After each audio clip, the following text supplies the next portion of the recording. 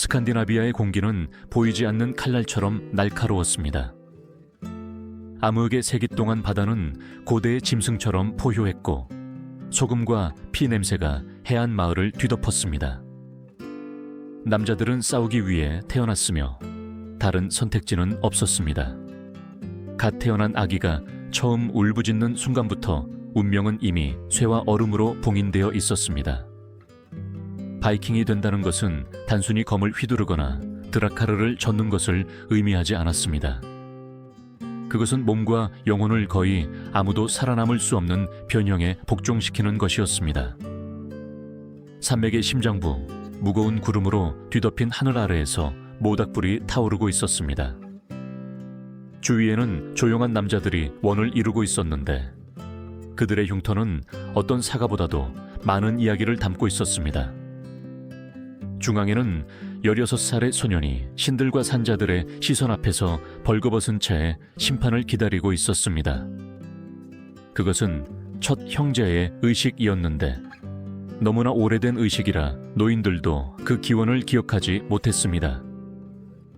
그들은 이 의식이 첫 남자가 자신의 시족을 보호하기 위해 살생을 하고 더 이상 죽음을 두려워하지 않겠다고 맹세했을 때 시작되었다고 말했습니다. 침묵은 짙었습니다. 마치 다른 세계의 목소리를 끌고 가는 듯이 룬 문자가 새겨진 돌 사이로 바람이 불어오는 소리만 들렸습니다. 늑대 가죽을 두른 부족장이 동물 지방이 묻은 횃불을 들어 올리는 동안 소녀는 숨을 헐떡였습니다. 그 불은 빛을 주기 위한 것이 아니라 용기를 시험하기 위한 것이었습니다. 불을 두려워하지 않는 자는 강철도 두려워하지 않을 것이라고 전해졌습니다. 노인은 다가와 입문자의 가슴에 재로 선을 긋고 아무도 이해할 수 없는 말들을 중얼거렸습니다. 지난 겨울 사냥한 늑대의 피와 섞인 곰기름이 그의 피부에 발라졌습니다. 그것은 상징적인 몸짓이었고 힘의 전달이며 야생 세계와의 계약이었습니다. 북소리가 울리기 시작했고 처음에는 느리게, 그 다음에는 점점 더 빠르게 소년의 몸이 집단적인 고동에 맞춰 떨리기 시작할 때까지 계속되었습니다. 그것은 황홀경의 소리이자 개인의 의식 포기였습니다. 어둠 속에서 소년은 더 이상 그 자신만이 아니었습니다. 그는 이전에 죽었던 모든 이들의 메아리였고 인간과 짐승 사이의 통로였습니다. 현대 인류학자들은 그것이 통과 의례라고 말할 것입니다. 즉, 죽는 아이의 존재와 태어나는 전사의 존재 사이의 경계입니다. 사회학자 빅터 터너의 말에 따르면 입문자는 문턱에 있었는데 평범한 세상의 규칙이 의미를 잃는 한계 상태였습니다. 바이킹에게 그 문턱은 시면이었습니다. 즉, 두려움을 삼키고 분노로 바꾸어야 하는 순간이었습니다. 나이든 전사들이 원을 닫자 오딘에게 바치는 창가가 시작되었습니다. 각 단어는 힘을 불러일으켰고 각 북소리는 입문자의 새로운 심장이 고동치는 소리였습니다. 불꽃은 남자들의 굳은 얼굴 위로 춤추는 그림자를 드리웠습니다. 어떤 이들은 경멸적으로 미소 지었고 어떤 이들은 이미 너무 많이 살생을 해본 자들만이 아는 침착함으로 바라보았습니다. 소녀는 비명을 지르지 않고 울지 않고 심지어 눈을 깜빡이지 않고 저항해야 한다는 것을 알고 있었습니다.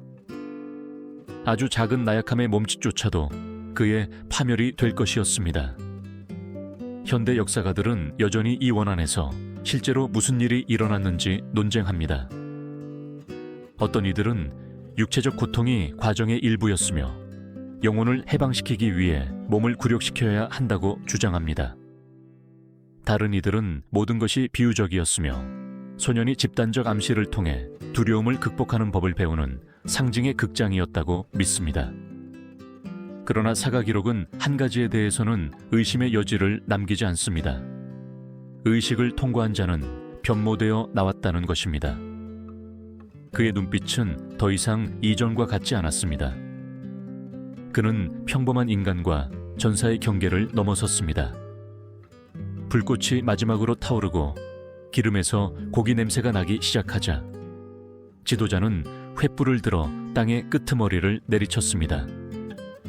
연기는 해방된 영혼처럼 하늘로 솟아올랐습니다. 그 순간 침묵이 다시 찾아왔습니다. 북풍만이 울부짖었습니다. 재로 뒤덮인 소녀는 피로 때문이 아니라 경외심 때문에 무릎을 꿇었습니다. 그는 자신의 죽음에서 살아남은 것이었습니다. 시족의 언어로 그것은 두려움 깨기라고 불렸습니다. 그것은 자아를 포기하고 집단의 운명과 하나 되는 것을 의미했습니다. 그날 밤부터 그의 삶은 더 이상 그 자신의 것이 아니었습니다. 그는 쇠의 살이 되고 북의 목소리가 될 것이며 오딘 군대의 또 다른 조각이 될 것이었습니다. 오늘날 우리에게는 야만적으로 보일 수 있습니다. 그러나 그들에게는 초월의 한 형태였습니다. 즉, 무적의 존재로 태어나기 위해 조금 죽는 것이었습니다. 모닥불이 꺼지고 원이 열리자 남자들은 산의 어둠 속으로 돌아갔습니다. 소녀는 그곳에 혼자 남아 머릿속에서 북소리의 메아리를 들었습니다. 그는 새벽이 되면 더 이상 이전과 같지 않을 것임을 알고 있었습니다. 자비 없는 새벽이 찾아왔습니다. 금속성 회색 하늘은 땅 위에 벌어진 상처 같았습니다. 여전히 재와 늑대 기름으로 뒤덮인 젊은 입문자는 새로운 원, 즉 심판의 원 앞으로 인도되었습니다. 마을 주민이나 여자는 없었고 오직 전사들만이 있었습니다. 쇠와 추위와 고통으로 단련된 50명의 남자들. 중앙에는 수년간 마른 피로 검게 변한 룬 문자가 새겨진 돌 위에 형제의 인도자가 그를 기다리고 있었습니다. 그의 흉터는 어떤 말보다도 많은 것을 말해주었습니다. 그 인도자는 사제도 귀족도 아니었습니다. 그는 100번의 전투를 치른 베테랑이었고 죽음을 너무나 가까이서 보았기에 더 이상 두려워하지 않는 사람이었습니다. 그는 피를 흘렸던 장소들의 지도를 자신의 피부에 새기고 있었다고 전해졌습니다. 그의 빛없는 눈은 젊은이들이 자신의 미래, 즉 영광 또는 파멸을 보는 거울이었습니다. 가장 오래된 연대기에 따르면 이 남자는 가장 끔찍하고 신성한 임무를 가지고 있었습니다. 즉 전사를 만들기 위해 소년에게 남아있는 모든 것을 파괴하는 것이었습니다. 원이 닫혔습니다. 아무도 나갈 수 없었습니다. 북소리가 다시 울렸는데 포기하는 심장의 박자를 맞추는 듯이 더 느리고 더 낮았습니다. 베테랑이 손을 들어 올리자 침묵이 비석처럼 내려앉았습니다. 그는 입문자에게 다가가 소리치지 않고 감정 없이 물었습니다. 너는 누구를 섬기느냐? 대답은 즉각적이어야 했습니다. 내 형제들과 오딘을 섬깁니다. 망설임, 잘못 발음된 한 음절이라도 모든 것이 수치로 끝날 것이었습니다. 소년이 말하기 전까지 침묵은 끝없는 1초 동안 지속되었습니다. 노인이 고개를 끄덕였습니다. 그리고는 예고 없이 칼날의 평평한 부분으로 소년을 한 번, 두 번, 세 번 때렸습니다. 상처를 입히기 위함이 아니라 그의 반응을 시험하기 위함이었습니다. 몸은 떨렸지만 눈빛은 흔들리지 않았습니다. 그는 비명을 지르지 않았습니다. 움직이지 않았습니다. 그 순간 모두는 의식이 시작되었음을 알았습니다. 그 다음 일어난 일은 고대 문헌에서 비유적으로만 묘사합니다. 불이 얼음과 섞였다. 살이 쇠와 말하다. 참석자 중 누구도 그 세부 사항을 밝힐 수 없었는데 그들은 죽음의 위협 아래 침묵을 맹세했기 때문입니다. 현대 인류학자들은 그 폭력을 힘의 전달 형태로 해석할 것입니다. 베테랑은 단순히 규율을 가르치는 것이 아니었습니다. 그는 젊은이에게 자신의 맹렬함 일부를 넘겨주었습니다. 군사 심리학에서는 이를 폭력 자본이라고 부릅니다. 즉, 고통을 통한 지배의 학습입니다. 그것은 고통이 언어이고 굴욕이 경계인 민족들의 교육 방식이었으며 일단 넘어서면 존경을 얻는 경계였습니다. 비명은 허용되지 않았지만 고통은 모든 곳에 있었습니다.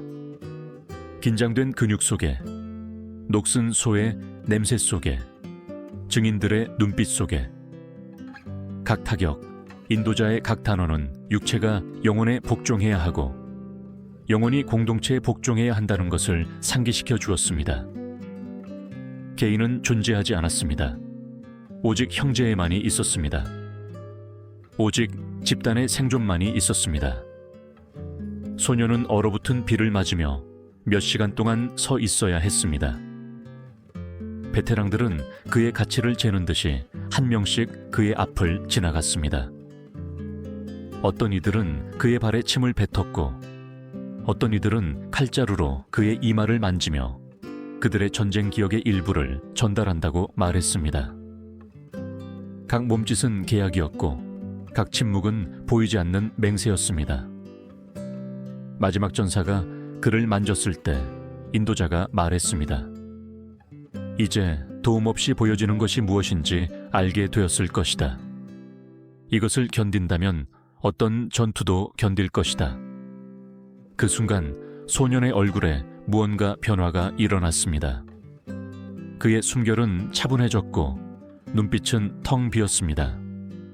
이성을 잃어서가 아니라 그의 내면의 무언가가 죽었기 때문입니다. 자아, 두려움, 사랑받고 싶은 욕구, 모든 것이 심판의 화로에서 불타버렸습니다. 그 자리에 남은 것은 그를 형성했던 질서에 대한 맹목적인 복종과 흔들리지 않는 믿음뿐이었습니다. 만족한 인도자는 빨갛게 달아오른 쇠 조각을 집어 땅에 가까이 가져갔습니다. 소년의 피부를 건드리지 않고 그의 발밑에 흙만 건드렸습니다. 증기가 피어올랐고 그와 함께 비와 섞인 금속 냄새가 났습니다. 그것은 상징이었습니다. 즉, 부족의 불이 새로운 전사의 영혼 안에 그들의 영토를 표시하는 것이었습니다. 그 이후로 그의 몸은 더 이상 그의 것이 아니었습니다. 그것은 씨족 신, 그리고 운명의 소유였습니다. 바이킹들 사이에서 수치는 죽음보다 더 나빴습니다. 그런 의식에서 실패하는 것은 추방당하여 산자들 사이에서 유령처럼 사는 것과 같았습니다. 많은 이들은 그러한 심판을 견디는 것보다 바다에 몸을 던지는 것을 선호했습니다. 공개적인 굴욕은 이름의 죽음이었습니다. 그래서 소년이 원 밖으로 나왔을 때 그는 걷지 않았습니다. 베테랑들이 그를 진흙 속으로 밀어 넣었고 그들은 낄낄거리며 그를 일으켜 세웠습니다. 그것이 그의 환영이었습니다. 멀리서 보면 그 장면은 비인간적이고 부족적인 광기처럼 보입니다. 그러나 그 시대의 눈으로 본다면 논리가 있습니다. 전쟁이 유일한 확실성인 세상에서 규율은 사랑의 한 형태였습니다. 젊은이를 구하기 위해 벌을 주었습니다. 전쟁터에서 두려움을 모르게 하기 위해 그의 자존심을 파괴했습니다. 그렇게 고통은 스승이 되었고 스승은 이름 없는 신이 되었습니다. 그날 밤 소녀는 잠들지 못했습니다. 그는 머릿속에서 타격 웃음소리, 인도자의 말을 들었습니다. 자신이 받아들여졌는지 아니면 저주받았는지 알 수 없었지만 한 가지는 깨달았습니다. 더 이상 그 자신이 아니라는 것입니다. 그는 평범한 인간의 경계를 넘어섰고 자신도 모르게 어둠과 영원한 계약을 맺은 것이었습니다. 수세기 동안 북유럽 사가는 기독교인의 손, 낭만주의 학자, 현대 고고학자들에 의해 읽히고 다시 쓰이고 왜곡되어 왔습니다. 하지만 모든 페이지 중에서 여전히 열린 상처처럼 타오르는 질문이 있습니다. 바이킹 의식에서 성싱은 어떤 역할을 했을까? 연대기에는 애매한 문구로, 때로는 검열되거나 때로는 과장된 속삭임으로 언급됩니다. 어떤 이들에게는 지배 행위였고 다른 이들에게는 권력의 은유였습니다. 그러나 문자 그대로의 것과 상징적인 것의 경계는 물의 피가 녹듯이 사라집니다. 가장 오래된 문헌에 따르면 삽입 행위는 입문자의 마음을 열고 그 안에 용기의 씨앗을 심는 것을 상징했습니다. 그것은 베테랑의 힘, 그의 규율, 분노, 지식, 이 젊은이에게 전이되는 순간이었습니다. 겉으로는 굴욕처럼 보일 수 있었던 것이 그들에게는 신성한 언어였습니다. 몸은 더럽혀진 것이 아니라 봉헌된 것이었습니다. 육체적인 것은 영적인 것으로 가는 다리였습니다. 몸과 명예와 영혼이 하나인 문화에서는 현대적인 금기 개념이 존재하지 않았습니다. 경악한 기독교 역사가들은 그러한 상징들을 타락한 행위로 번역했습니다. 그러나 북방민족은 몸에 대한 수치심을 공유하지 않았습니다. 그들의 세계관에서는 생명 에너지, 세이드르가 한 존재에서 다른 존재로 흐를 수 있었습니다. 오딘 자신도 나중에 수도사들이 여성적 또는 불경한 것으로 묘사할 황홀경과 빙의 의식을 행했습니다. 교회가 죄라고 부른 것을 바이킹들은 성찬으로 보았습니다. 영화에서 보여지는 것과는 달리 바이킹 사회는 쾌락과 폭력을 분리하지 않았고 신비주의와 욕망도 분리하지 않았습니다. 살생을 이끌었던 바로 그 충동이 또한 강렬하게 살아가도록 이끌었습니다. 전사는 검과 육체, 두려움과 욕망, 이 둘 모두를 지배해야 했습니다. 그래서 인문의식은 고통과 황홀경, 굴욕과 초월을 결합했습니다. 그것들은 낙료가 아니라 인간 영혼의 왜곡된 거울이었으며 젊은이가 견딜 수 없는 것을 견디고 수치심과 영광 사이에서 다시 태어나는 법을 배우는 곳이었습니다. 인류학적으로 이것은 스칸디나비아만의 독특한 현상이 아닙니다. 스파르타인부터 특정 아마존 부족에 이르기까지 많은 고대 문화에서 입문자의 몸은 노인의 지식에 의해 상징적으로 침투되었습니다. 이 행위는 쾌락을 추구하는 것이 아니라 전의를 추구했습니다.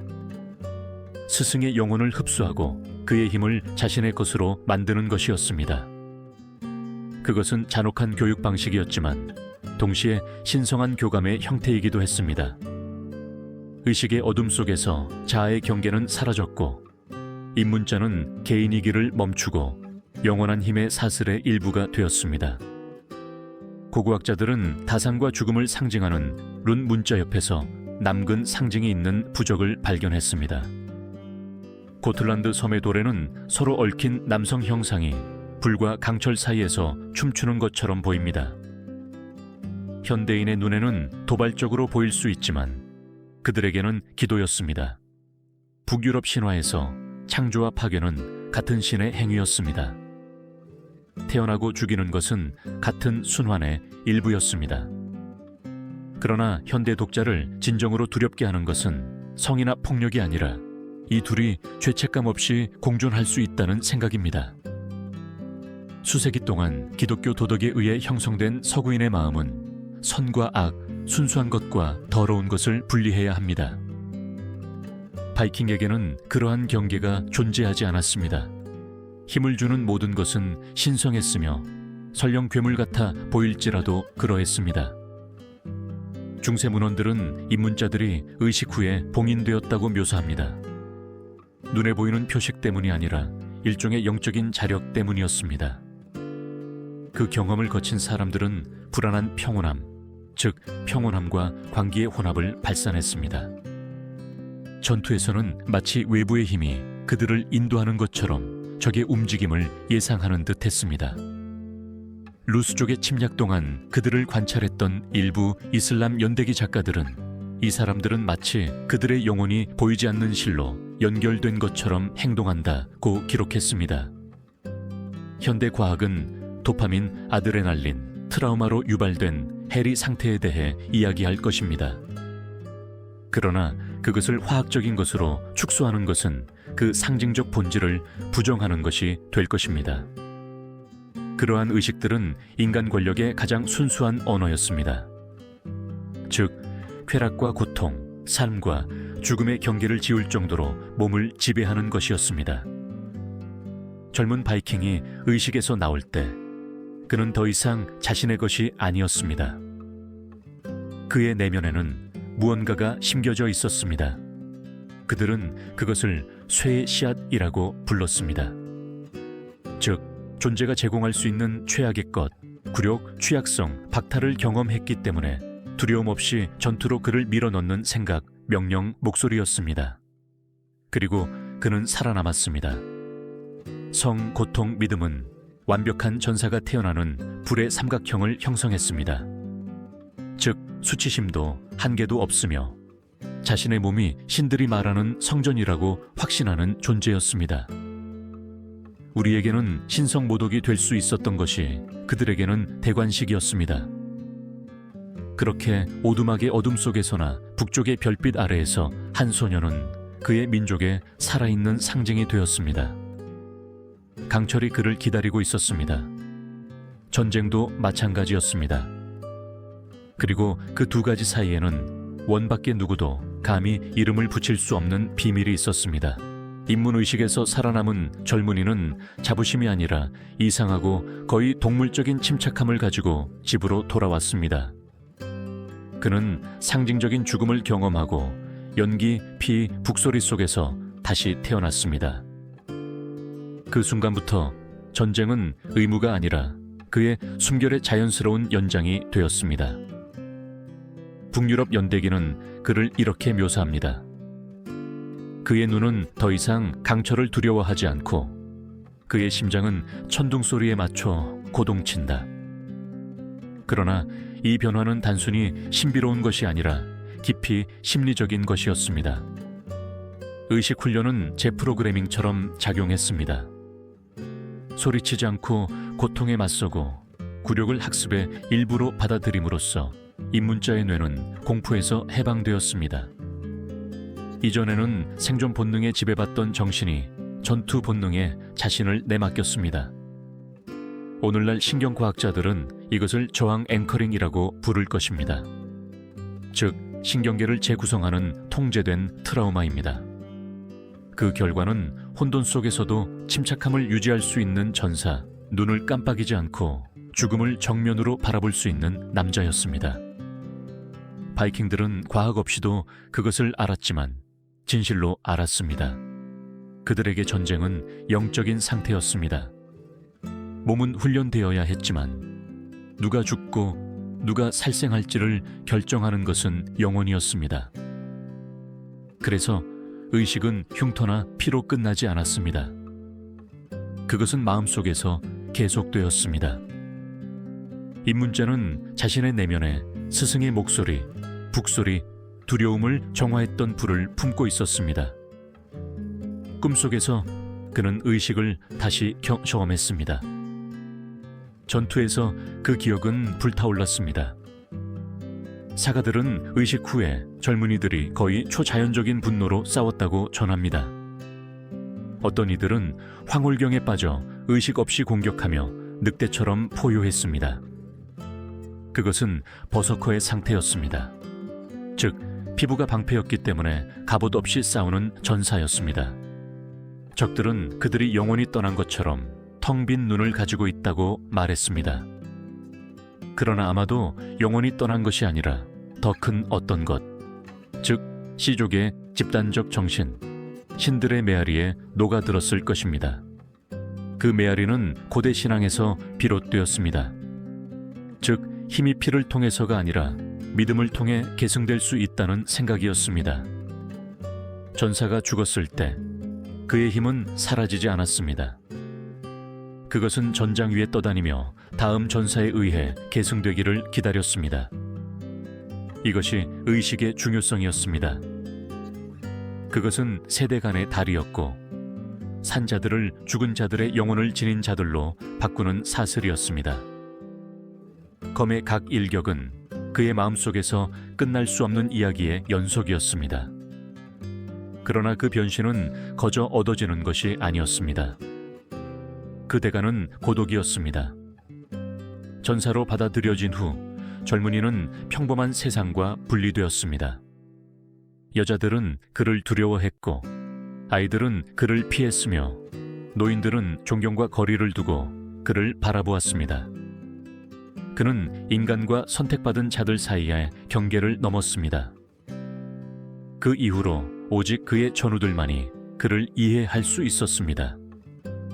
그들은 이미 죽음을 경험하고 돌아와 이야기해준 자의 눈빛, 즉 같은 눈빛을 공유했습니다. 이 지점에서 종교와 심리학의 경계는 사라집니다.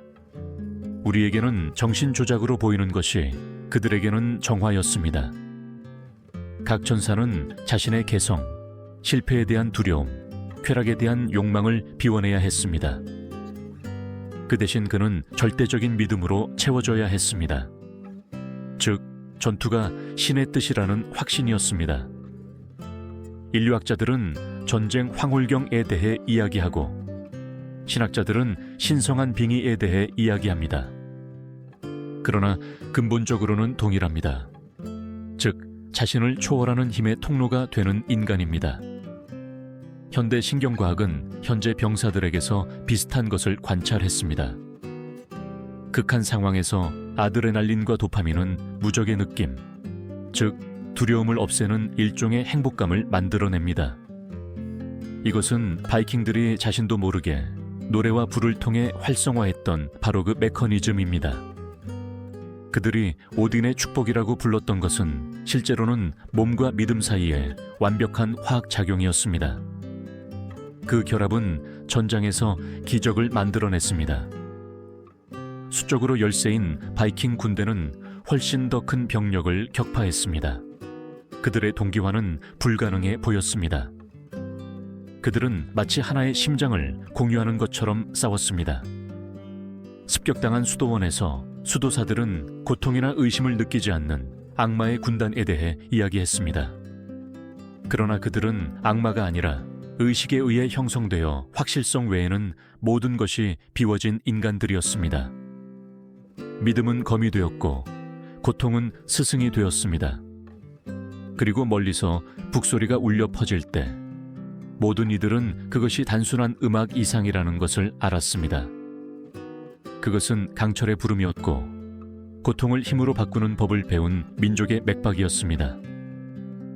입문자에게 그 불의 밤은 더 이상 기억이 아니었습니다. 그것은 그의 몸에 새겨진 암호였고 침묵 속에서도 속삭이는 내면의 목소리였습니다. 그리고 그가 검을 들어 올릴 때 그는 자신만을 위해서가 아니라 이전에 같은 원을 거쳐간 모든 이들을 위해 그렇게 했습니다. 그의 일격은 수세기의 일격이었습니다. 바이킹들은 침략이나 결정적인 전투를 위해 출항하기 전에 두 번째 의식을 행했습니다. 첫 번째 의식이 개인을 변화시켰다면 이 의식은 당열을 만들어냈습니다. 그들은 그것을 샤르탓 우울 잘니, 즉 강철 심장이라고 불렀습니다. 적어도 그들에게는 은유가 아니었습니다. 그들은 그날 밤 참석한 모든 이들의 심장이 일제히 고동칠 것이며 그 동기화가 패배를 불가능하게 만들 것이라고 믿었습니다. 장면을 상상해 보십시오. 검은 하늘, 바위 사이에서 신음하는 북풍, 수십 개의 횃불이 완벽한 원을 이루는 주황색 불빛. 중앙에는 룬 문자가 새겨진 돌그릇 안에서 고독한 불꽃이 타오릅니다. 주위에는 젊은이와 베테랑 전사들이 얼굴을 빨강과 검정으로 칠한 채 움직이지 않고 서 있습니다. 공기에서는 연기, 땀, 억눌린 두려움의 냄새가 납니다. 북소리가 시작됩니다. 느리고 깊으며 거의 먼 심장 박동처럼 말입니다. 30분 동안 어떤 말도 리듬을 깨뜨릴 수 없인 산타, 류이 솜소옴니다 모스타. 각 전사는 최면에 걸린 듯한 흔들림으로 공동의 박동을 따라 몸을 움직입니다. 어떤 이들은 눈을 감고 어떤 이들은 불꽃을 깜빡이지 않고 응시합니다. 그것은 우아함 없는 춤, 복종과 황홀경의 몸짓 언어입니다. 북소리가 빨라지면서 남자들은 동시에 숨을 쉬고 동시에 어깨를 움직이며 같은 발로 땅을 두드리기 시작합니다. 그룹처럼 보였던 것이 하나의 몸이 됩니다. 사가들은 중앙의 불이 사그라들었을 때 남자들이 마치 보이지 않는 실로 연결된 듯한 느낌을 받았다고 전합니다. 말은 더 이상 필요 없었습니다. 전장에서 그 연결은 무시무시한 방식으로 나타났습니다. 20명의 그룹이 마치 하나의 정신을 공유하는 것처럼 움직일 수 있었습니다. 적이 한 명을 공격했지만 3명이 경고나 신호 없이 동시에 반응했습니다. 그것은 죽음의 안무였습니다. 경악한 기독교 연대기 작가들은 그것을 마법으로 해석했습니다. 어떤 이들은 바이킹들이 악마와 합쳐졌다거나 짐승의 영혼을 소유했다고 기록했습니다. 그러나 신화를 넘어선 설명은 다른 것이었습니다. 바로 심리 훈련이었습니다. 그 춤들은 단순한 상징이 아니었습니다. 그것은 극한의 동기와 연습이었습니다. 전사들은 동료의 미세한 몸짓을 읽고 그의 움직임을 예측하고 그의 반응을 미리 짐작하는 법을 배웠습니다. 그들을 무적으로 만드는 완벽한 규율이었습니다. 하지만 그 이상의 무언가가 있었습니다. 오슬로 피오르드 근처에서 발견된 룬 문자에서 고고학자들은 불이 잠잠해지면 영혼은 여럿으로 그리고 하나로 나뉜다는 비문을 발견했습니다. 이 수수께끼 같은 문구는 바이킹들이 의식에서 전술 이상의 것을 보았음을 시사합니다. 그들은 그것을 영적인 융합으로 여겼습니다. 개성을 잃는 것은 상실이 아니라 승천이었습니다. 자아를 포기함으로써 우리는 우리의 힘에 접근했습니다. 현대적 관점에서 보면 세뇌의 한 형태로 보일 수 있습니다. 그러나 그 시대에는 집단적 믿음의 행위였습니다. 전사는 옆에 있는 형제를 맹목적으로 신뢰해야 했습니다. 한 명이 쓰러지면 모두가 그를 덮기 위해 움직였습니다. 한 명이 공격하면 모두가 공격했습니다. 리더도 피지배자도 없었고 오직 같은 맥박의 메아리만 있었습니다. 그리고 그것이 그들의 가장 큰 강점이었습니다. 동방에 정착한 바이킹의 후손인 루스족에 대한 이슬람 연대기들은 이 현상을 확인합니다. 그들은 루스족을 하나의 정신처럼 싸우는 사람들이며 화살이 그들을 꿰뚫어도 물러서지 않는다고 묘사합니다. 의식에서 단련된 이러한 결속력은 그들 힘에 보이지 않는 영혼이었습니다. 그러나 강철 심장은 무해한 놀이가 아니었습니다. 웁살라 근처에서 발견된 룬 문자 조각과 뼈에 따르면 의식은 육체적 고통과 잔혹한 시험을 포함할 수 있었습니다. 일부 학자들은 참가자들이 상징적인 상처를 입거나 극한의 저항에 노출되었다고 추정합니다.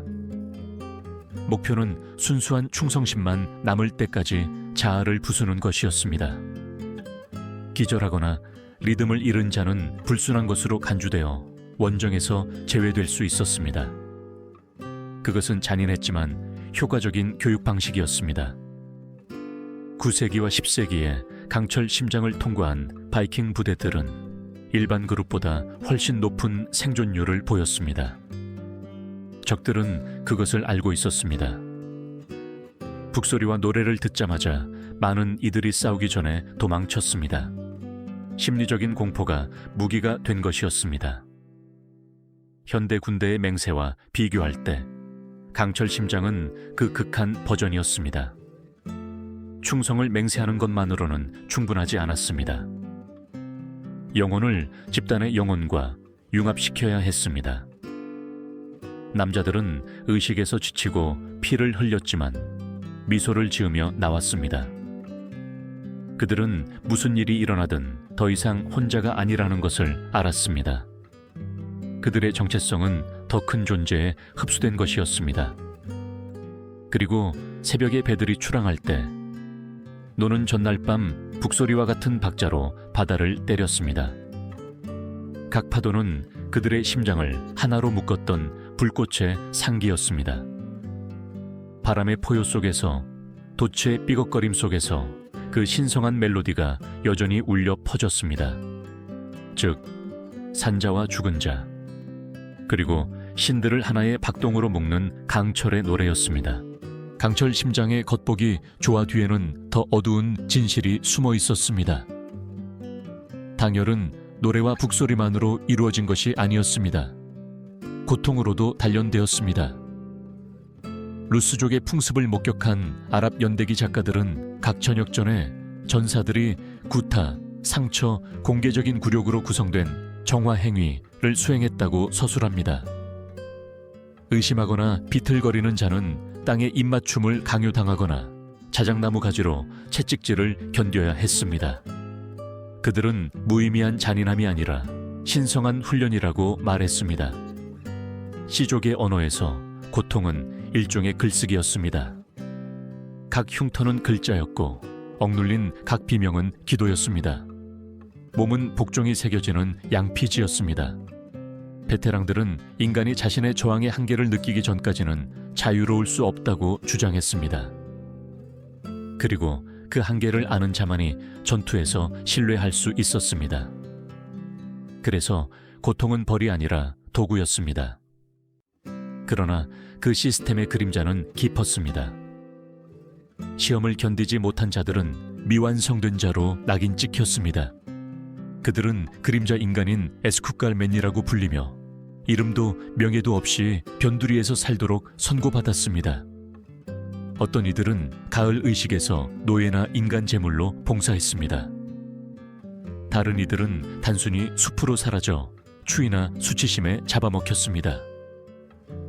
용기가 유일한 화폐인 사회에서 비겁함은 죽음보다 더 나빴습니다. 심리적 수준에서 그 훈련은 파괴적이었습니다. 젊은이들은 두려움과 고통을 초인적인 수준으로 억누르는 법을 배웠지만 연민을 느끼는 능력도 상실했습니다. 폭력은 그들의 자연스러운 언어가 되었습니다. 전장에서 그것은 이점이었지만 일상생활에서는 저주였습니다. 많은 베테랑들이 침략에서 돌아와 다시 사회에 통합되지 못했습니다. 그들은 마치 그들의 마음이 여전히 의식의 원에 갇힌 것처럼 자녀들을 바라보지 않고 불 옆에 조용히 앉아 있었습니다. 고고학자들은 치유된 골절과 의도적인 변형을 보이는 해골들이 있는 정착지 유적을 발견했습니다. 일부는 이것이 명예의 상징, 즉 극한 저항의 표시라고 제안합니다. 그러나 자세히 관찰하면 뭔가 불안한 점이 있습니다. 많은 부상이 전투에서 온 것이 아니라 훈련에서 비롯되었다는 것입니다. 그것은 절대적인 교화의 대가였습니다. 밤의 어둠 속에서 규율과 고문의 경계는 보이지 않게 되었습니다. 아이슬란드 연대기는 전사들이 다른 사람들이 얼음물이나 타오르는 숯을 던지는 동안 불가능한 자세를 유지하도록 강요받았던 관행을 언급합니다. 저항하는 것은 다시 태어나는 것이고 쓰러지는 것은 사라지는 것이었습니다. 이러한 고통의 교육 방식은 굴욕에 기반한 계층을 만들었습니다. 강한 자는 지배하고 약한 자는 복종했습니다. 그것은 북유럽인에 따른 우주의 질서에 대한 잔혹한 반영이었습니다. 즉, 겨울을 견디는 자만이 봄을 맞이할 자격이 있다는 것입니다. 일부 학자들은 이 시스템을 스파르타 의식이나 사무라이 의식과 비교합니다. 그러나 바이킹들 사이에서 복종은 처벌에 대한 두려움에서 오는 것이 아니라 고립에 대한 두려움에서 왔습니다. 소속감을 잃는 것은 최악의 죽음이었습니다. 의식은 자아를 부수고 그것을 집단적인 것으로 대체하는 역할을 했습니다. 그것이 강철 심장의 진정한 마법이었습니다. 즉, 여러 몸을 가진 하나의 마음을 만들어내는 것이었습니다. 그러나 시스템에서 너무 오래 살아남은 자들은 또 다른 대가를 치렀습니다. 후기 문헌에는 전쟁이 끝났을 때 찾아오는 일종의 내면의 공허함인 전사의 광기에 대해 언급합니다. 북소리의 리듬을 빼앗긴 일부는 유령처럼 마을을 배회했습니다. 그들은 살기 위해서가 아니라 복종하기 위해 길들여진 것이었습니다. 그들의 꿈속에서는 여전히 북소리, 스승의 외침, 더 이상 존재하지 않는 형제들의 잔혹한 웃음소리를 들었습니다. 13세기 아이슬란드 기록에는 침묵의 비웨른이라는 남자가 묘사되어 있습니다. 그는 강철 심장의 마지막 입문자 중 한 명이었습니다. 수년간의 전투 끝에 그는 마을로 돌아왔지만 그 후 5년 동안 단 한마디도 하지 않았습니다. 그가 죽었을 때 그들은 그를 바다를 바라보도록 선체로 묻었습니다.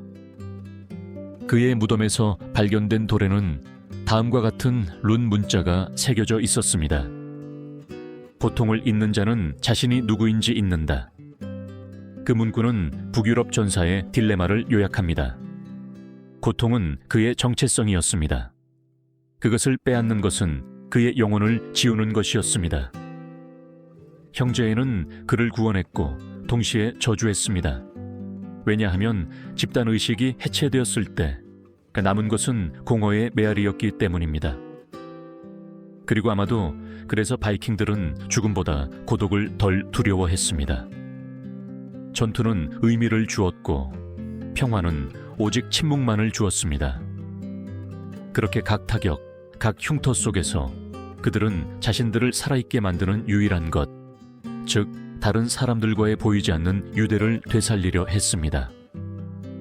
산의 어둠 속에서 첫 북소리로 시작되었던 바로 그 유대였습니다.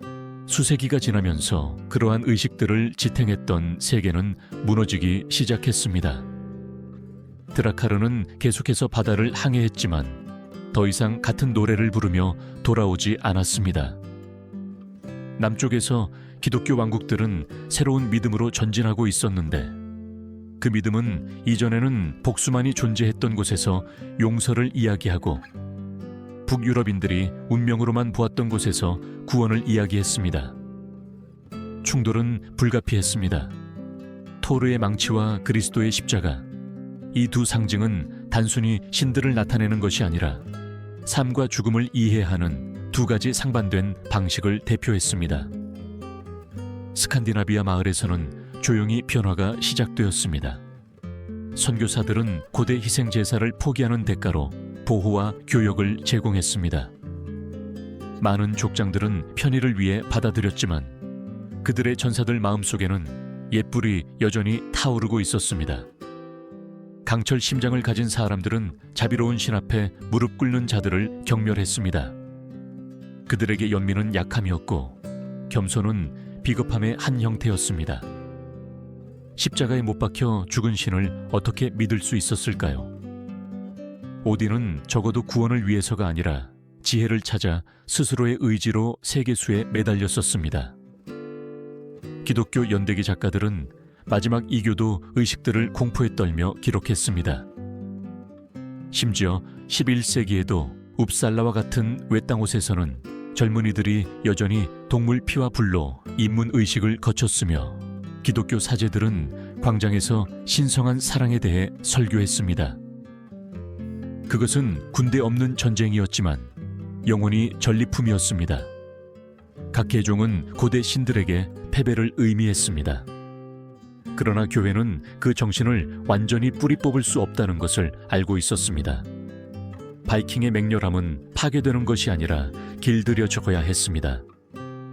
그렇게 혼합주의가 탄생했습니다.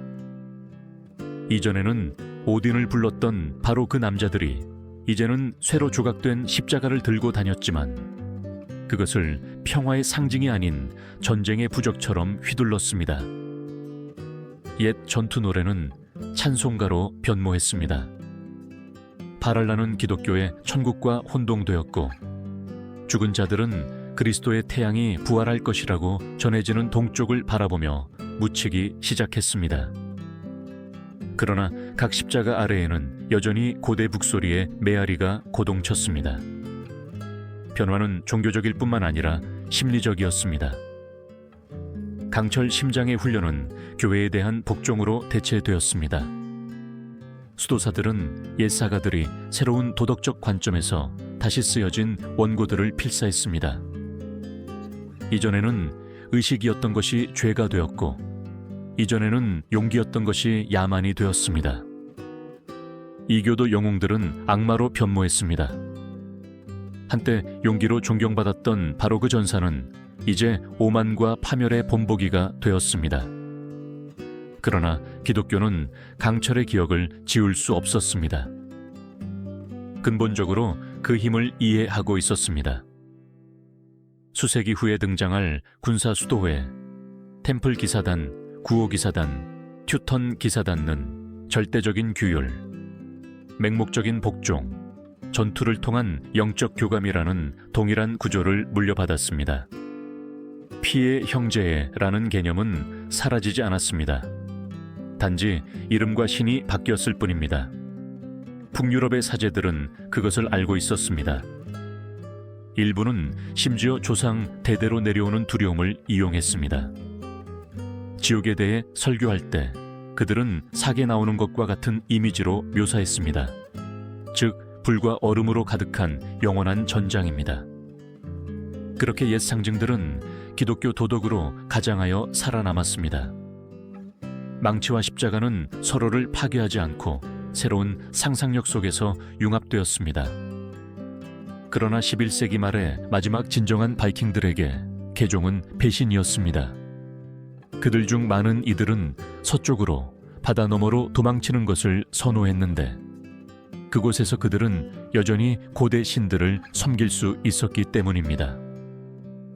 아이슬란드와 그린란드에는 교회 눈을 피해 지하에서 금지된 의식들을 계속 행하던 작은 공동체들이 기록되어 있습니다. 그들은 오딘, 프레이야, 티르의 이름을 낮은 목소리로 노래했고 강철 심장을 상징하는 작은 불꽃을 계속 피워 올렸습니다. 12세기에 생베르탱 수도원에 보존된 익명의 수도사 필사본에는 다음과 같이 쓰여 있습니다. 그들은 혼자 죽지 않을 것이라고 믿기 때문에 죽음을 두려워하지 않습니다. 그들은 자신들의 영혼이 영원한 전당에서 형제들의 영혼과 합쳐질 것이라고 생각합니다. 그래서 그들의 용기는 꺼지지 않습니다. 어떤 새로운 믿음도 그들에게서 그 위안을 빼앗을 수 없을 것입니다. 그 문구는 갈등을 요약합니다. 기독교인들은 최후의 심판을 두려워했지만 바이킹들은 그것을 간절히 기다렸습니다. 어떤 이들에게 죽음은 불리었고 다른 이들에게는 재회였습니다. 그리고 그 차이가 그들의 역사를 형성했습니다. 전장에서 바이킹들은 죽음을 귀환, 즉 동료들과 함께하는 잔치로 보았기 때문에 두려움 없이 전진했습니다. 반면 그들의 적들은 살아남기 위해 싸웠습니다.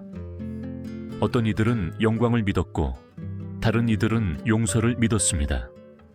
그리고 그렇게 여러 세대 동안 두 세계의 메아리가 북방의 땅에서 공존했습니다. 새로운 교회들에는 나무 기둥에 여전히 뱀과 망치 조각이 보존되어 있었고 기독교 묘지에서는 일부 전사들이 옛 신들이 다시 부를 경우를 대비하여 검과 함께 묻혔습니다. 강철 심장은 눈 아래에서 보이지 않게 계속 고동치고 있었습니다. 피 묻은 의식으로서가 아니라 하나의 생각으로서 말입니다. 즉, 당열, 용기, 믿음, 어떤 신을 믿든 이 한 무리의 남자들을 깨뜨릴 수 없는 힘으로 바꿀 수 있다는 확신이었습니다. 수세기가 지나고 불이었던 것은 재가 되었습니다. 그러나 그 재 아래에는 현대 고고학자들이 이제 막 해독하기 시작하는 진실이 여전히 고동치고 있었습니다. 노르웨이 북부의 언덕, 얼어붙은 늪지대 사이에서 검게 변한 돌원, 횃불 유적, 인간과 동물뼈가 섞인 채 발견되었습니다. 분석 결과 극심한 열에 노출된 흔적이 나타나 그곳에서 단순한 연회 이상의 일이 벌어졌음을 시사합니다. 연대기에는 연합의식에 대해 언급했지만 물질적 증거는 다른 것을 드러냅니다. 즉, 신성한 것과 잔혹한 것의 경계가 사라진 의식들이었습니다. 1936년 스웨덴 고고학자 에릭 룬드스트렘은 웁살라 근처의 고분을 발굴했습니다. 그가 발견한 것은 충격적이었습니다. 안에는 단 하나의 시신이 아니라 원형으로 배열된 12개의 해골이 있었는데 모두 손을 깍지 끼고 해골들은 중앙을 향하고 있었습니다. 중앙에는 부분적으로 불에 탄 룬 문자가 새겨진 돌이 있었습니다. 삶에서 하나, 죽음에서 하나. 학자들은 의견이 갈렸습니다. 어떤 이들은 그것을 장례 비유로 보았고 다른 이들은 강철 심장의 실질적인 증거로 보았습니다. 그들은 마지막 숨을 거둔 후에도 맹세를 봉인했던 것일까요? 이 발견은 오늘날까지도 역사가와 인류학자들을 분열시키는 논쟁에 다시 불을 붙였습니다. 이러한 의식들이 문학적 은유일 뿐만 아니라 과연 얼마나 실제적이었을까요? 어떤 이들은 사가들이 과장되어 동료의 관습을 황홀경과 피의 이야기로 변모시켰다고 주장합니다. 그러나 인간 유해는 다른 이야기를 들려줍니다. 동일한 골절, 의식적인 절단, 갈아낸 치아, 갈비뼈에 새겨진 상징들, 마치 몸들이 죽음을 넘어서 서로를 알아볼 수 있도록 표시된 것 같았습니다. 덴마크 해안, 올보르 근처에서 또 다른 불안한 유물이 발견되었습니다. 즉, 가슴에서 하나의 밧줄이 나와 두 인물을 연결하고 있는 모습이 새겨진 돌이었습니다. 고고학자들은 그것을 유대의 룬이라고 불렀습니다. 그것은 강철 심장 이후 전사들의 영적 결합을 나타내는 것이었습니다. 화학 분석 결과 돌이 의식적인 불에 노출되었음을 보여줍니다. 그 주위에서는 중세 문헌에 묘사된 것과 동일한 가죽북 조각과 동물 지방 유해가 발견되었습니다. 아이슬란드에서 수집된 구전 전설들도 의식의 메아리를 보존하고 있습니다. 노인들은 특정 겨울밤 북풍이 불 때 얼음 아래에서 북소리를 들을 수 있다고 말했습니다.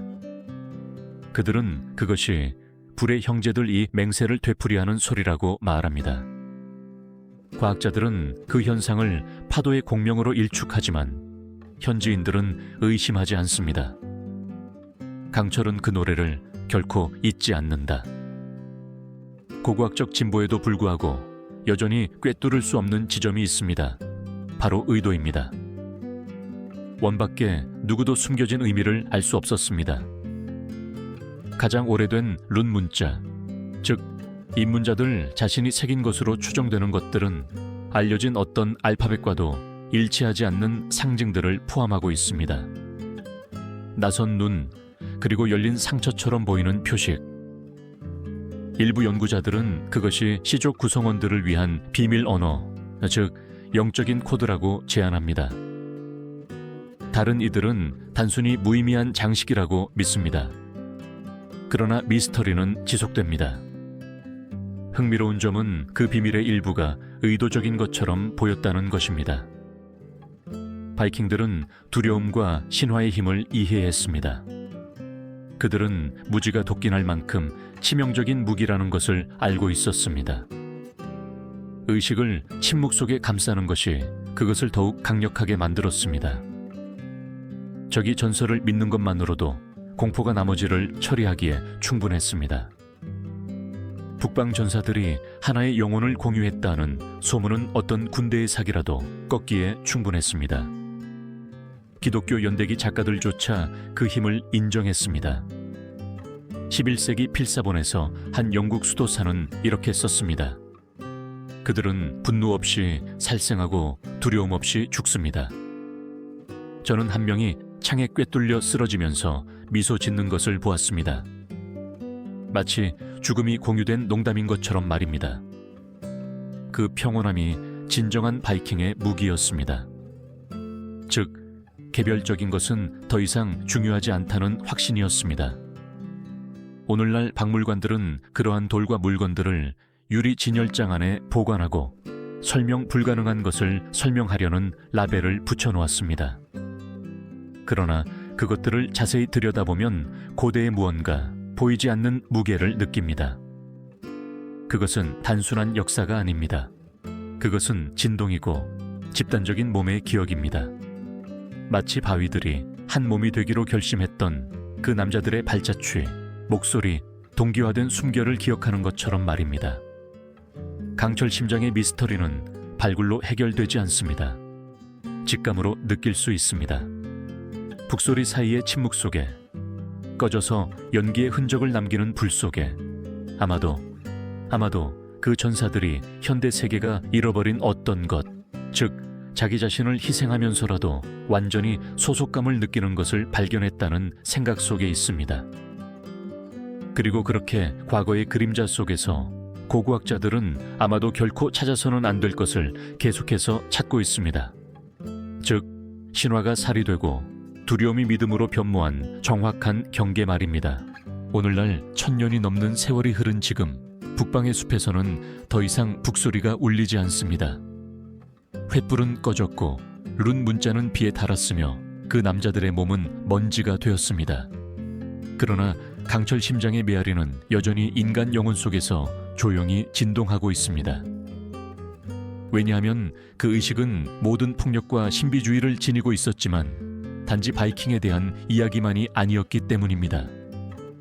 그것은 우리에 대한 이야기였습니다. 현대인은 자신을 문명화되고 합리적이며 미신에서 벗어났다고 믿습니다. 그럼에도 불구하고 그 전사들이 추구했던 것과 같은 것을 계속해서 찾습니다. 즉, 소속되고 자신을 초월하는 어떤 것과 하나가 되는 것입니다. 우리는 더 이상 늑대의 피로 몸을 칠하거나 불주의를 맴돌며 춤추지 않지만 다른 방식으로 그렇게 합니다. 경기장에서, 군대에서, 콘서트에서, 네트워크에서 말입니다. 우리는 같은 리듬으로 움직이고 같은 말을 외치며 혼자라는 두려움을 없애는 집단적 정체성 속으로 녹아듭니다. 모든 인간 군중 속에서는 어떤 식으로든 작은 강철 심장이 고동치고 있습니다. 심리학에서는 그것을 자초월이라고 부릅니다. 종교에서는 성찬이라고 부릅니다. 인류학자들은 그것을 부족 융합이라고 묘사합니다. 그러나 이 모든 이름 뒤에는 같은 조상의 갈증이 숨어 있습니다. 즉, 개별성의 무게에서 벗어나려는 것입니다. 원 안으로 들어갔던 젊은 바이킹들은 바로 그것을 추구했습니다. 하나의 길을 멈추고 모두가 되는 것입니다. 우리에게는 광신으로 보이는 것이 그들에게는 구원이었습니다. 그러나 그 탐구에는 위험한 선이 있습니다. 역사는 당열에 대한 욕구가 쉽게 복종의 도구로 변할 수 있음을 보여줍니다.